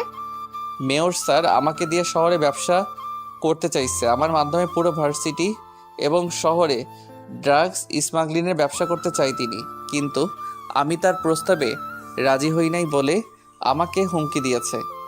কিন্তু উনি তো একজন ভালো মানুষ ছিলেন, উনি এরকম কাজ কি করে করতে পারেন? আমি আগেই বলে দিচ্ছি, যদি আমাকে তোমার জীবনসঙ্গী করে পেতে চাও তাহলে এইসব কাজে তুমি নিজেকে কখনোই জড়াবে না। আমি চাই না তোমার কোনো বিপদ হোক, আমি চাই না তোমার উপরে কারো কুনজর পড়ুক। চলো না আমরা এই শহর থেকে অনেক দূরে চলে যাই, যেখানে শুধু তুমি আর আমি থাকবো। থাকবে না কোনো রাজনৈতিক নেতা, থাকবে না কোনো ঝামেলা, শুধু তুমি আর আমি। হ্যাঁ হিয়া, আমি একটাই কথা ভাবছি, মেয়র স্যার লোভের বশে যেন ভুল কিছু না করে। একটা ভুল সারা জীবনের কান্না। আমি কি বলি, তুমি আর আমি এই ভার্সিটি থেকে অনেক দূরে চলে যাই। আমাদের তো অনেক কিছু আছে, আর তুমি তো লেখাপড়া শেষ করেছো, নতুন একটা চাকরিও করতে পারবে। আর আমিও লেখাপড়া শেষ করে কিছু একটা করে কষ্ট করে দুজনে সুখে থাকতে পারবো। আমি চাই না তোমাকে হারাতে। এটা হয় না হিয়া, আমি দেখছি কি করা যায়। তুমি টেনশন করিও না, এই ঈশানকে মারবে এমন কোনো বাপের বেটা নেই এই শহরে। পুরো শহর আমার কথাতেই কাঁপে, আর আমাকে মারবে এমন বাপের বেটা আছে কে? এই বলে জড়িয়ে ধরে হিয়াকে। তারপর তারা কিছু সময় সেখানে কাটায়। অন্যদিকে মেয়র প্ল্যান সাজিয়ে ফেলেছে কি করে কি করবে। শেষবারের মতো ও ফাইনাল কথা বলবে ঈশানের সাথে। যদি ঈশান না বোঝে তাহলে তাকে তার আপনজনের হাতেই মেরে ফেলবে। সেখান থেকে ঈশান চলে যায় হিয়াকে নিয়ে। হিয়াকে হোস্টেলে নামিয়ে দিয়ে চলে যায় ঈশান তার নিজ বাড়িতে। দেখতে দেখতে দিনটা পেরিয়ে রাত হয়ে, রাত পেরিয়ে গভীর রাত, গভীর রাত পেরিয়ে ভোর 5টা। চারদিকে পাখির কোলাহল ও শহরের যানবাহন বেশ মাতিয়ে তুলেছে শহরটাকে। ঈশান রেডি হয়েছে ভার্সিটির উদ্দেশ্যে, তখন ঈশানের ফোনে ফোন আসে। ফোন রিসিভ করতে ফোনের ওপাশ থেকে ব্যক্তিটি বলে ওঠে, হ্যালো ঈশান, কোথায় তুমি? দ্রুত আমার সাথে দেখা করো সিটি পার্কে, তোমার জন্য আমি অপেক্ষা করছি।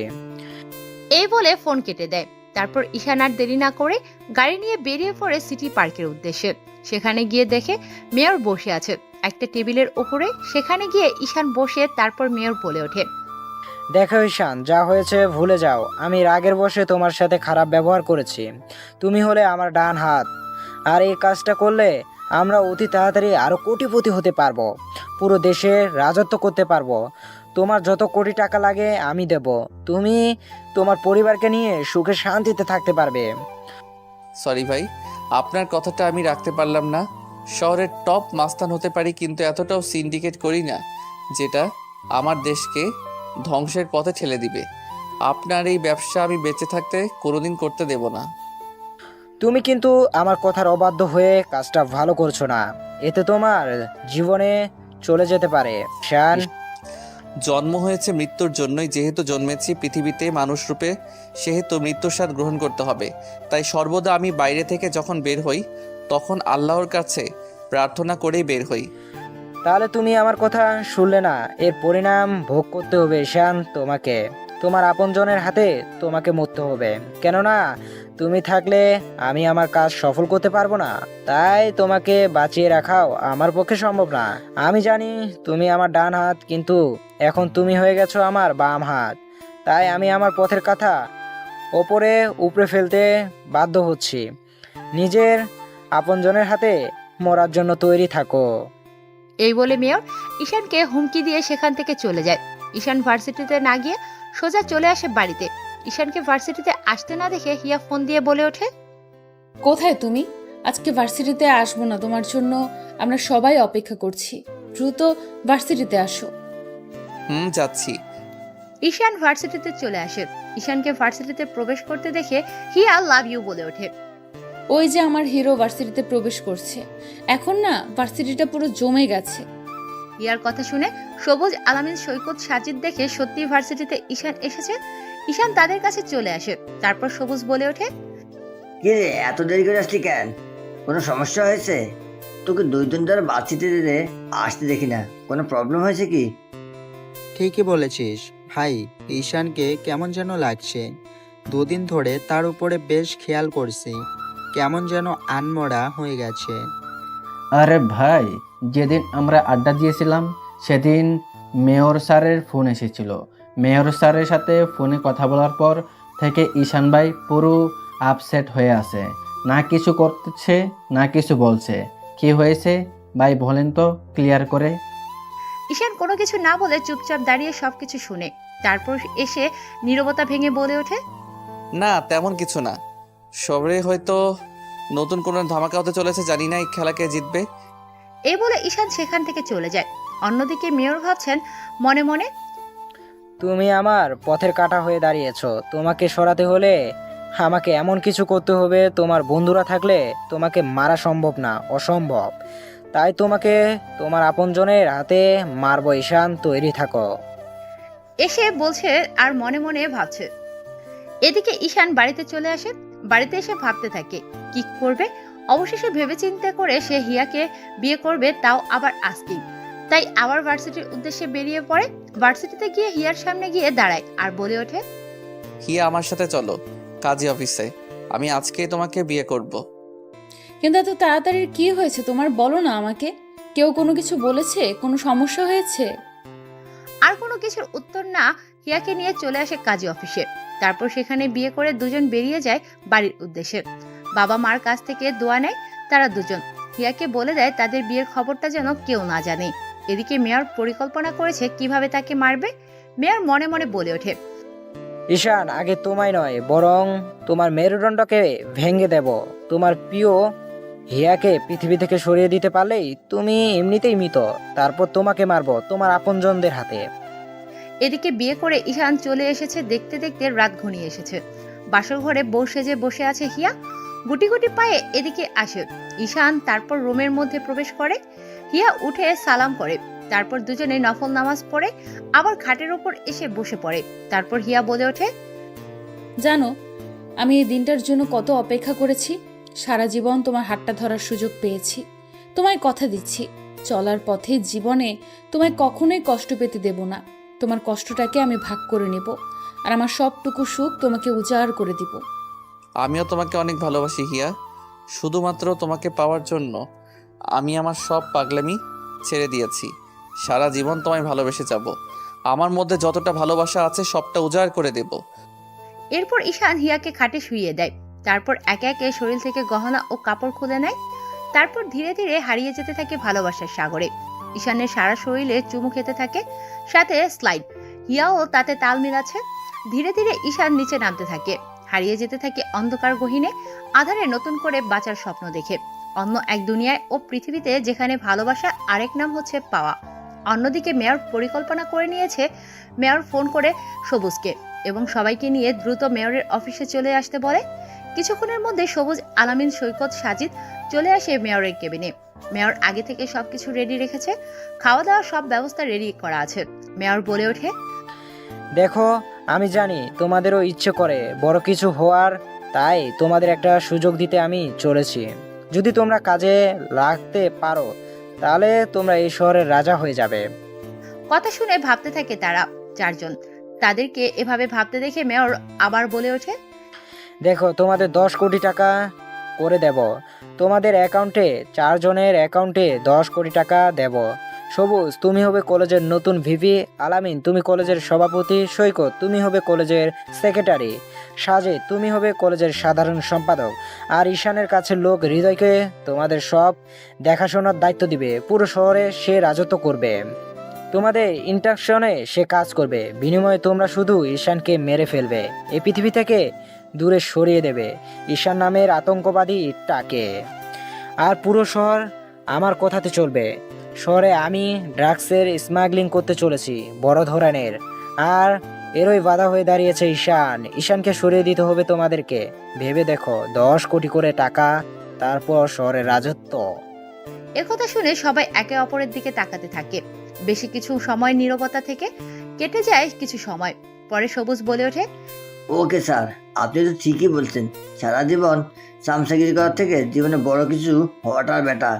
আমরা আপনার কাছে রাজি। কি করতে হবে বলে দেবেন, আর সময় মতো টাকা পাঠিয়ে দেবেন। ওকে ঠিক আছে, তোমাদের অ্যাকাউন্টে তোমরা চেক করে নাও, টাকা পৌঁছে গেছে। সময় মতো আমি তোমাদের জানিয়ে দেবো কখন কি করতে হবে। এখন তাহলে তোমরা আসো। এরপর সবুজ, আলামিন, সৈকত, সাজিদ সেখান থেকে চলে যায়। এদিকে মেয়র উচ্চস্বরে হাসতে থাকে আর বলে ওঠে, ঈশান থাকো, মৃত্যুর জন্য তৈরি। তোর ভয়ঙ্কর মৃত্যু আসে তোর কাছে। তোকে বলেছিলাম না, তোর কাছে লোকই তোকে মারবে, আর সেটাই হতে চলেছে তোর সাথে। দেখতে দেখতে রাত পেরিয়ে যায়। পরের দিন সকালে এভাবে 2 দিন আনন্দের মধ্যে কেটে যায়। এই 2 দিন ভার্সিটিতে কেউ যায়নি, কেউ কারো সাথে দেখা করেনি। মেয়র পরিকল্পনা করে নিয়েছে কিভাবে ঈশানকে মারবে। তারা মার্কেটে যাবে, তাই সন্ধ্যায় হিয়া আর ঈশান বেরিয়েছে মার্কেটে। খবর পেয়ে গেছে মেয়র জানতে পেরে গেছে বিয়ে করে নিয়েছে, তাদের বাসরও হয়ে গেছে। তাই তাদের 4 জনকে কোলে পোশাক, কালো মাস্ক, কালো মুখোশ পরিয়ে পাঠিয়ে দেয় তাদের মারার উদ্দেশ্যে। এদিকে হিয়া আর ঈশান শপিং করতে করতে রাত 10টা বেজে 11টা বেজে যায়। তারপর তারা রেস্টুরেন্টে কিছু খেয়ে রাস্তায় কোনো কিছু না পেয়ে পায়ে হেঁটে রওনা দেয়। পুরো মার্কেট ফাঁকা, 12টা বেজে গেছে। হঠাৎ তাদের সামনে 4 জন মুখোশধারী লোক এসে চারদিক দিয়ে ঘিরে ধরে। তারপর ছুরি দিয়ে যখন আঘাত করতে যাবে হিয়াকে, তখন ঈশান তাদের সাথে মারপিট করতে শুরু করে। প্রায় বেশ কিছুক্ষণ তাদের সাথে মারপিট হয়ে যায়। একটা সময় কালো মুখোশধারী লোকগুলোর মধ্যে থেকে একজন গুলি করে ঈশানের পায়ে। ঈশান পড়ে যায়। হিয়া যখনই দৌড়ে যাবে ঈশানের কাছে, তখনই পেছন থেকে কেউ একজন হিয়ার পেটে ছুরি দিয়ে আঘাত করে। ছুরি পেটে বের করে এফোর ওফোর হয়ে যায়। আর বেশ কয়েকবার পেটের মধ্যে আঘাত করে হিয়ার। এটা দেখে ঈশান যখনই হিয়াকে বাঁচাতে আসবে, তখনই আবার কেউ পেছন থেকে হিয়ার পেটে পরপর কয়েকবার ছুরি দিয়ে আঘাত করে। গড় গড় করে রক্ত বের হচ্ছে পেট থেকে। দুটো নিথর দেহ সেখানেই ফেলে রাখে। খুব কষ্টে গা ঘেঁষে ঈশান ও হিয়া একে অপরকে জড়িয়ে ধরে, রক্ত পুরো রাস্তাটা লাল হয়ে গেছে। বাজারের মধ্যে নাইট গার্ডগুলো এগিয়ে আসে। তাদের মধ্যে থেকে একজন সেই নাইট গার্ডটি পুলিশকে ফোন করতে গেলে কালো পোশাকধারী লোকগুলোর মধ্যে থেকে একজন একটা টাকার বান্ডেল দিয়ে দেয় সেই সিকিউরিটি গার্ডটিকে। টাকার লোভে সেই সিকিউরিটি গার্ডটি সেখান থেকে চলে যায়। এরপর কালো মুখোশধারী লোকগুলো তাদের মুখ থেকে কাপড় সরিয়ে নেয়। তাদেরকে দেখে যেন ঈশান কথা বলার ভারসাম্য হারিয়ে ফেলে। এরা যে তার পরিচিত কালো পোশাকধারী ব্যক্তিদের মধ্যে থেকে সবুজ বলে ওঠে, হ্যাঁ, এই 4 জনের হচ্ছে সবুজ, সৈকত, আলামিন, সাজিদ। সবুজ বলে ওঠে, ভাই পারলে মাফ করে দিস, তোর কাছ থেকে শিখেছি অনেক কিছু। জীবনে বড় কিছু করতে হলে ছোটখাটো কিছু সম্পর্ক ত্যাগ করতে হয়। জি বড় ভাই, পারলে মাফ করে দিও। তোমার কাছ থেকে আমরাও শিখেছি, কিছু পেতে হলে কিছু ত্যাগ করতে হয়। এই বলে তারা 4 জন হাসতে থাকে। তাদের 4 জনকে দেখে কথা বলার শক্তি হারিয়ে ফেলেছে। তারপরও আধো আধো কণ্ঠে বলে ওঠে রক্তাক্ত শরীর নিয়ে, তোরা এটা আমার সাথে করতে পারলি? কি দেইনি তোদের? রাস্তা থেকে কুড়িয়ে এনেছিলাম তোমাদের, আর আজকে তোরাই আমার পেটে ছুরি মারলি। কি করব বলো ভাই, বড় হতে গেলে তো ছোটখাটো কিছু কাজ করতেই হবে, তবে তো বড় হতে পারবো। বড় ভাই মাফ করে দিও, তোমার শেষবারের মতো পায়ের ধুলো নিলাম। তোদের হাতে এখনো সময় আছে, হয় আমাকে এখনই মেরে ফেলার, না হলে আমি বেঁচে গেলে তোদের কাউকে ছাড়বো না। তোরা জানিস আমি আমার শত্রুকে বিশ্বাস করি, কিন্তু বিশ্বাসঘাতকতাদের না। সৈকত যখনই ঈশানকে আবার গুলি করতে যাবে, তখন ঈশান সৈকতের বুকে মারে এক লাথি। সৈকতের কাছ থেকে বন্দুক নিয়ে যখনই গুলি করতে যাবে, তখনই হঠাৎ করে বাইক থেকে কে একজন এসে পরপর 2টা বুলেট ঢুকিয়ে দেয় ঈশানের হাতের কবজিতে, গিয়ে লাগে। ঈশান আবারও রাস্তার মধ্যে পড়ে যায়। এদিকে সেন্সলেস হয়ে পড়ে আছে হিয়া।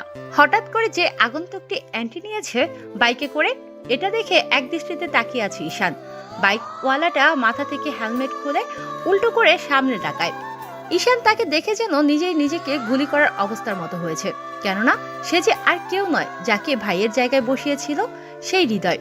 হৃদয়কে দেখে কলিজায় আঘাত পেয়েছে ঈশান বলে ওঠে, ছোট, তুই এটা আমার সাথে কি করে থাকতে পারলি? তোকে আমি আমার ভাই বানিয়েছিলাম, ভাই হয়ে ভাইয়ের বুকে ছুরি চালালি। তোদের সময় আছে, আমাকে মেরে ফেল, নয়তো কাউকে জীবিত ছাড়বো না বলে দিলাম। হিয়া ভয় পাই বলে আমি বন্দুকটা নিয়ে আসিনি আমার সাথে, নয়তো তোদের এখানে খবর করে দিতাম। কথাটা শেষ করার আগে কালো গাড়িতে কেউ একজন তাদের সামনে এসে হাজির হয়। সবাই পেছনে ঘুরে তাকায়। মেয়র বলে ওঠে, মেরে ফেলেছিস তো ওই শালা খুবই তিরিং বিরিং করতেছিল। বলেছিলাম আমার সাথে কাজ করতে, হ্যাঁ আমাকে না করে নিজের জীবনটা হারিয়ে ফেললো সে। মেয়র এসেছে বলে সবাই সেদিকে তাকিয়েছিল। মেয়র তারপর ঈশানকে গুলি করতে আসলে পেছন ঘুরে সবাই দেখে অবাক, কেননা পুরো রাস্তাটা শুধু রক্ত আর রক্ত। রাস্তার মধ্যে কাউকেই দেখা যায় না, পুরো রাস্তাটা ফাঁকা। হঠাৎ এমন কিছু হওয়াতে চমকে যায় সবাই। চারদিক দিয়ে খুঁজতে থাকে হিয়া আর ঈশানকে। খুঁজতে খুঁজতে প্রায় বেশ কিছু সময় চলে যায়, কিন্তু তাদেরকে খুঁজে পায় না। অবশেষে অনেক ভয় নিয়ে তারা সেখান থেকে চলে যায়। তারা ভেবে নিয়েছিল ঈশান আর হিয়া হয়তো মরে গেছে, কিন্তু 2 বছর পর আবার ফিরে এসেছে তারা। ঈশান খুব কষ্ট করে তার নিজের তৈরি একটা হসপিটালে হিয়াকে ভর্তি করে দেয় এবং নিজেও ভর্তি হয় সেখানে। তারপর ডাক্তাররা দ্রুত তাদের চিকিৎসা করে, এখনো সুস্থ হয়নি হিয়া। হিয়া কোমায় আছে আর ঈশান ঠিক তার 2 মাস পরে জ্ঞান ফিরে। 2 বছর পর ফিরে এসেছে এই ঈশান। এই শহরে এই ছিল অতীত। শহরটা বেশ শান্ত, 2 দিন ধরে আর কোনো খুন হয়নি। এদিকে সৈকত, সাজিদ, সবুজ ভয়ে বের হয় না। সবুজ মেয়রের সাথে যোগাযোগ করেছে। মেয়র দেশের বাইরে ছিল, খুব শীঘ্রই দেশের ভিতরে আসবে বলেছে। সৈকতের অবস্থা শেষ, ঘরের বাইরে বের হয় না। Room to bathroom, bathroom to room, এটারই অবস্থা। প্রায় 1 লক্ষ টাকা দিয়ে সিকিউরিটির ব্যবস্থা করেছে। মরতে তো তাকে হবেই, কারণ সে জানে অন্যায় করেছে। আজকে রাত হয়েছে। আজকের রাতটা কেন জানি না একটু বেশি অন্ধকার ও কালো। অমাবস্যা পূর্ণিমা। চারদিক দিয়ে বাড়িতে সিকিউরিটির ব্যবস্থা করা হয়েছে। গেটের সামনে হঠাৎ করে একজন ব্যক্তি আসে। ব্যক্তিটি রুমালের মধ্যে কি যেন স্প্রে করে সিকিউরিটি গার্ডটির মুখে চেপে ধরে। কয়েক সেকেন্ডের মধ্যে সিকিউরিটি গার্ডটি মাটিতে পড়ে যায়। অজানা ব্যক্তিটি তার পোশাকগুলো পরে বাড়ির ভিতরে প্রবেশ করে।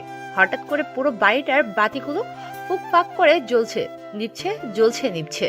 সবাই ভয় পেয়ে যায়। সবাই ভাবছে ভুতুরে কাণ্ড। সৈকত বুঝে নিয়েছে তার মৃত্যু নিশ্চিত। আজরায়েল তার সামনেই চলে এসেছে। চারদিক দিয়ে সিকিউরিটির ব্যবস্থা করেছে। ওর রুমে ঢুকতে গেলে দরজায় ফিঙ্গারপ্রিন্ট দিয়ে প্রবেশ করতে হবে। কোনো একটা স্প্রে ব্যবহার করে দরজার লক ভেঙে ফেলে, তারপর ভেতরে প্রবেশ করে। পুরো রুমটা সাউন্ড প্রুফ। ভেতর থেকে কেউ চিৎকার করলেও বাইরে যাবে না। হ্যাঁ, ঈশান এসেছে। ঈশান গুটি গুটি পায়ে এগিয়ে যায়। সৈকত সোফার পেছনে লুকিয়ে আছে।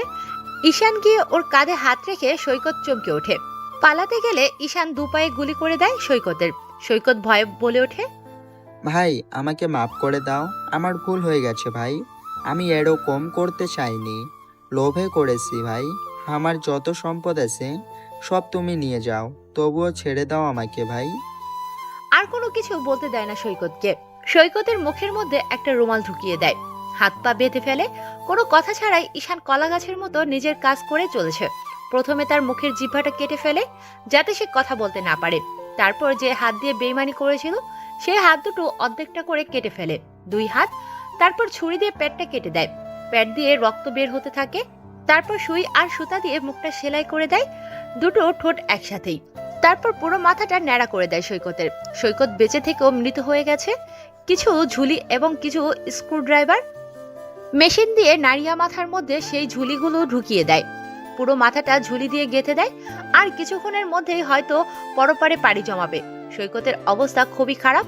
না বলতে পারছে কথা, না পারছে সইতে, শুধু নিতে পারছে নিঃশ্বাসটা। ভিডিওটা করে লাইভ ফেসবুক, ইনস্টাগ্রাম এবং ইউটিউব, হোয়াটসঅ্যাপে ছড়িয়ে দেয় সৈকতের ভয়ানক মৃত্যুটার ভিডিও। সবুজ, সাজিদ, ইন্সপেক্টর সঞ্জিদা পেয়ে দ্রুত ছুটে আসে সৈকতের বাড়িতে। ওদিকে এরকম মৃত্যু এবং ভয়াবহ দৃশ্য দেখে মেয়র প্যান্টে মলমূত্র করে ফেলেছে। দেশের উদ্দেশ্যে রওনা দিয়েছে মেয়র। তারপর নাকের মধ্যে তুলা ঢুকিয়ে দেয়, যাতে সে শেষ নিঃশ্বাসটাও না নিতে পারে। তারপর সেখান থেকে বেরিয়ে যায় ঈশান। ছটফট করতে থাকে পুরো রুমে। সৈকত ছটফট করতে গিয়ে পুরো রুমে ভেঙে তন্ন তন্ন হয়ে গেছে। এক পর্যায়ে একটা ফুলের তোড়া ভেঙে এসে সৈকতের পেটের মধ্যে ঢুকে যায়, আর সেখানেই মৃত্যুবরণ করে সৈকত। সবাই এসে দেখে মরে আছে। তারপর লাশটাকে পরীক্ষা নিরীক্ষা করার জন্য পাঠিয়ে দেওয়া হয়। পুরো বাড়িটা সেল করে দেওয়া হয়। দেখতে দেখতে রাত পেরিয়ে যায়। মেয়র শহরে চলে এসেছে। সবুজ তার সাথে দেখা করতে গেছে। এদিকে সাজিদ কারোর সাথে কোনো কথা না বলে চুপি চুপি শহর থেকে পালিয়ে যাওয়ার জন্য প্রস্তুতি নিচ্ছে। সবকিছু রেডি করে গাড়ি করে রওনা দিয়েছে শহরের বাইরে যাওয়ার উদ্দেশ্যে, কিন্তু জানে না রাস্তার মধ্যেই তার মৃত্যু অপেক্ষা করছে। সাথে গাড়ি নিয়ে বেরিয়ে পড়ে তার অজানা গন্তব্যের উদ্দেশ্যে। গাড়িটা রাস্তাটা পেরিয়ে হাইওয়ের রাস্তা ধরে চলেছে তার আপন গতিতে। খানিকটা কিছু পথ অতিক্রম করে হঠাৎ করে গাড়ির উপরে একটা গাছ ভেঙে পড়ে। গাড়িটা মুহূর্তের মধ্যে 2 খণ্ড হয়ে যায়। গাড়ি থেকে ছিটকে গিয়ে পড়ে সাজিদ। সাজিদের সাথে সাথে বুঝে নিয়েছে এটা আর কেউ না, বরং তার মানুষরূপে আজরাইল এসে গেছে তার সুঘ্রাণ পেয়ে। তার থেকে যে কেউই বেঁচে ফেরে না। অজানা ব্যক্তিটি হঠাৎ করে কোথা থেকে যেন সাজিদের সামনে চলে আসে। সাজিদ 2 বছর পর সেই অজানা ব্যক্তিটিকে দেখে নিমিষেই জ্ঞান হারিয়ে ফেলে। অজানা আগন্তুকটি সাজিদকে কাঁধে নিয়ে সে কালো কালারের কারে নিয়ে চলে যায় একটা বাড়িতে। সেখানে গিয়ে চেয়ারের সাথে বেঁধে ফেলে সাজিদকে। বেশ কিছু সময় পেরিয়ে যায় সাজিদকে খুঁজে পাচ্ছে না কেউ। চারদিকে পুলিশ ও সাংবাদিক হইচই কাণ্ড লাগিয়ে দিয়েছে শহরে। চারদিকে শুধু একটাই নিউজ, শহরে একের পর এক নিখোঁজ মানুষ, সাথে মার্ডার। সাজিদ মিটমিট করে চোখ খুলে সামনে তাকিয়ে থাকা ব্যক্তিটিকে দেখে বলে ওঠে, আসসালামু আলাইকুম ভাই। ভাই ভালো আছেন? ভাই আমি কি করছি?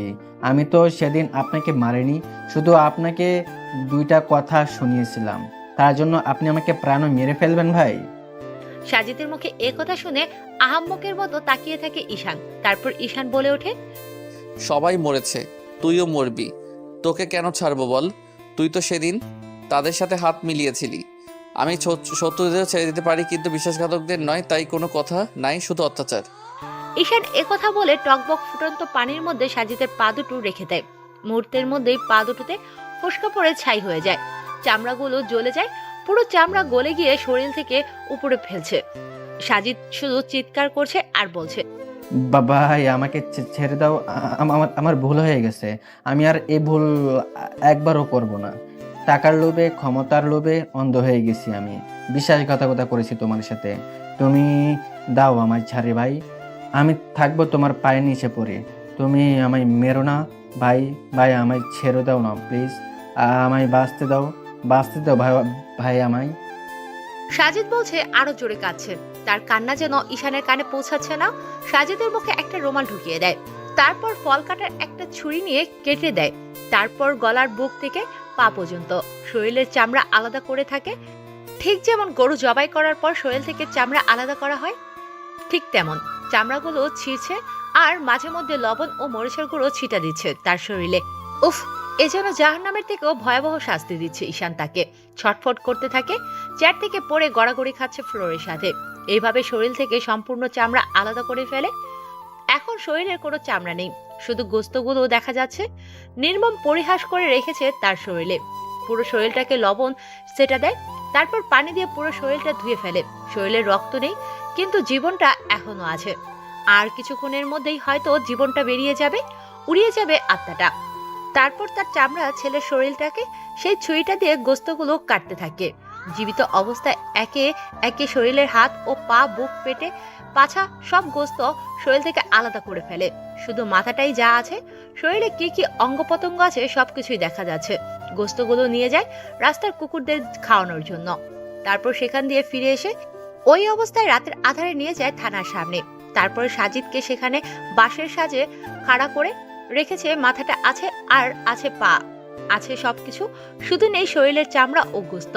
মাথাটা আছে, বাকি সব কঙ্কাল, হাড়, হাড্ডি, পাঁজর সব দেখা যাচ্ছে। সিসিটিভি ক্যামেরা ইন্সপেক্টর সানজিদা দেখতে পেয়ে ছুটে আসে। ততক্ষণে সাজিদ মৃত্যুর স্বাদ গ্রহণ করেছে। খবর পেয়ে মেয়র ও সবুজ সেখানে চলে আসে।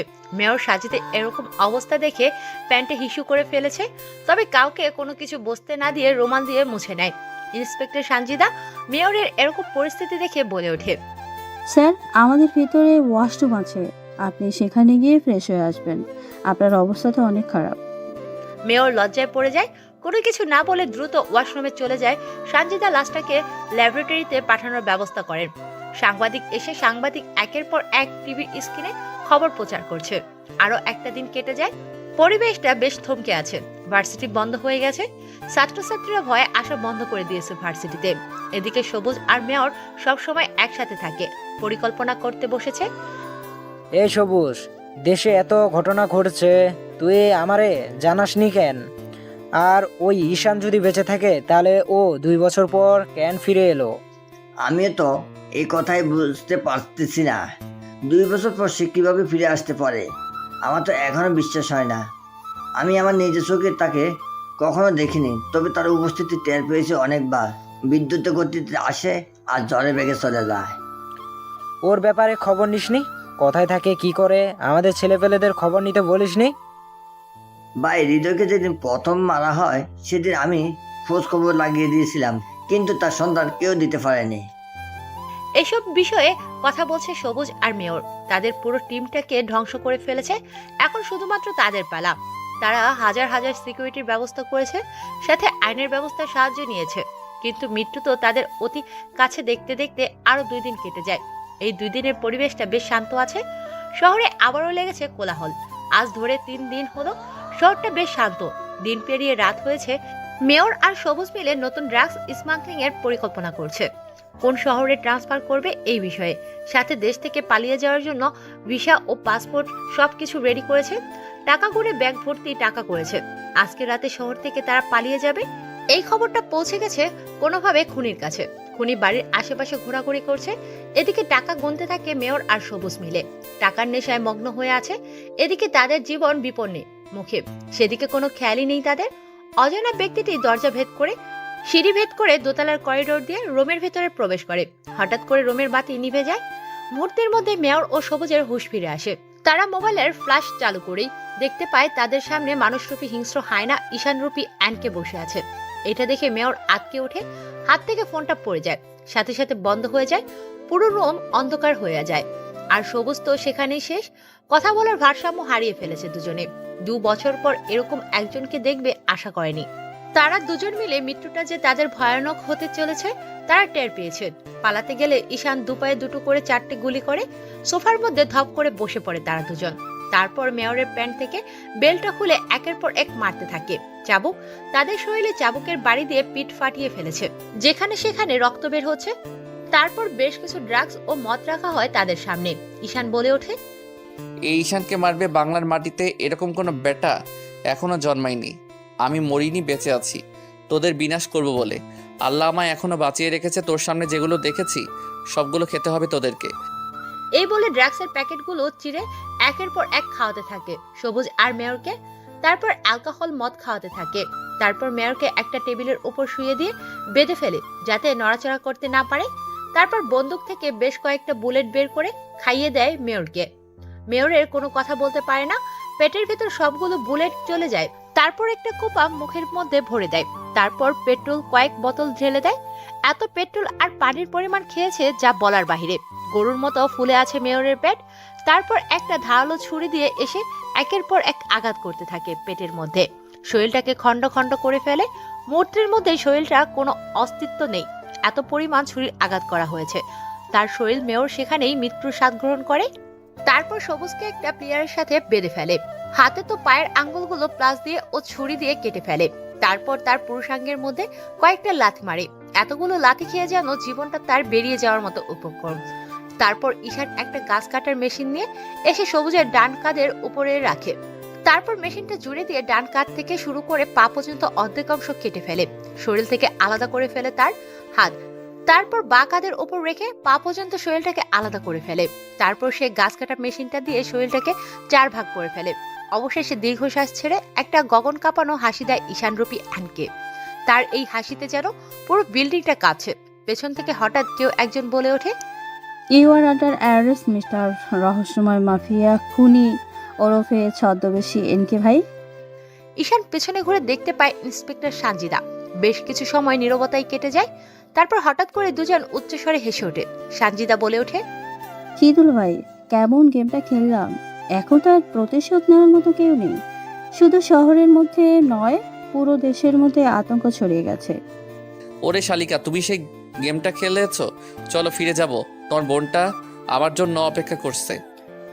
চলো মাই ডিয়ার দুলা ভাই। ও আপনারা বুঝতে পারলেন না কি হলো? হ্যাঁ, এই সানজিদাই হলো হিয়ার ছোট বোন।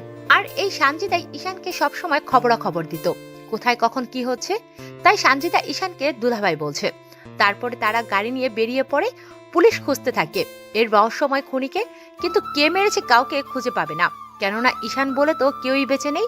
যে ছিল সে শুধু 2 বছর আগে মারা গেছে। তাহলে নতুন করে কাকে ধরবে, কাকে মারবে? চলে আসে তারা বাড়িতে। হিয়া 3 মাস আগে কোমা থেকে ফিরে এসেছে। তারপর তারা অনেক সেবা যত্ন করে ঈশান তাকে সুস্থ করে তোলার পরে সে শহরে ফিরে যায় প্রতিশোধ নিতে। হিয়া ঈশানকে দেখে দৌড়ে এসে বলে ওঠে, কতদিন হলো গিয়েছো আর আজকে ফেরার নাম হলো তোমার? আজকে বাসায় ঢুকাই বন্ধ। ও আমার লক্ষ্মী সোনা রাগ করে না, এসেছে এবার ফিরিয়া দিব তোমায় আদর সোয়াগ দিয়ে ভরিয়া।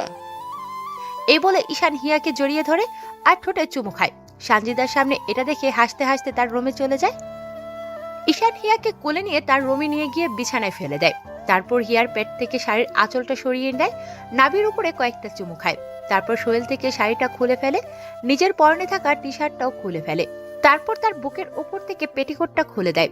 সারা শরীরে চোখ মুখে পেটে পিঠে নাভির উপরে চুমু খাওয়ার জন্য স্লাইড করতে থাকে সরাসরি। ভালোবাসায় ভরিয়ে দিতে থাকে তাকে। 2 বছরে যেটা দিতে পারেনি, আজকে সেই ভালোবাসাটা পরিপূর্ণ হয়ে ওঠে দুজনের মধ্যে। হারিয়ে যেতে থাকে ভালোবাসা অন্য এক জগতে। এখন তাদেরকে তাদের মতো করে ছেড়ে দেই, আমরা আমাদের মতো থাকি।